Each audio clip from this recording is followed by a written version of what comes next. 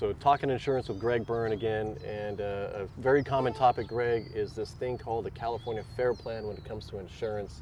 Some people know what it is. A lot of new homeowners have no idea what it is, especially when they see what the cost is. Mm-hmm. What is it? What's it all about? Well, it's an interesting topic because in California, the risk of wildfire is so great and there's so many losses that insurance carriers have left the area. You know, they've left parts of Paso Robles and Templeton and Atascadero. And so what happened is the state of California has a policy they call the Fair Plan, and that covers only fire. So when the state of California is covering the fire aspect of the insurance policy, the carrier can come back in and cover all the rest, the liability and you know, the damage from trees and that sort of thing. But the Fair Plan is there to pick up because the other insurance companies are not in the area. And how is that determined up front? So if I'm out shopping for a house, how do I know if the house is going to require the Fair Plan? Great question. Everybody seems to think they know when they see a property whether or not it's good or bad. But the only way to really find out is to call an agent, let them run it through some scores and some calculations and some maps, and we'll be able to determine it. But just looking and seeing a fire hydrant doesn't tell you that it's going to be with or without the Fair Plan.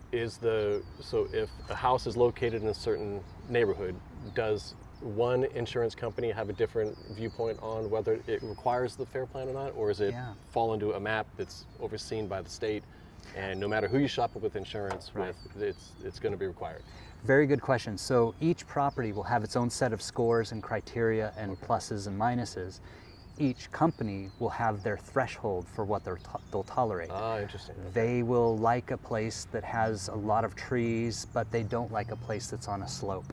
So each one will treat that information differently and decide yes or no. Okay, so it can vary from one insurance company to the next. Absolutely. I had no idea. Okay, what are some of the downsides of the Fair Plan? I think I know what it is, but what's one of the main downsides? Well, it's going to end up costing a little bit more because you're buying two policies. I think you asked about a downside. That's the downside. The plus side is that's a policy where you can pick and choose your coverages.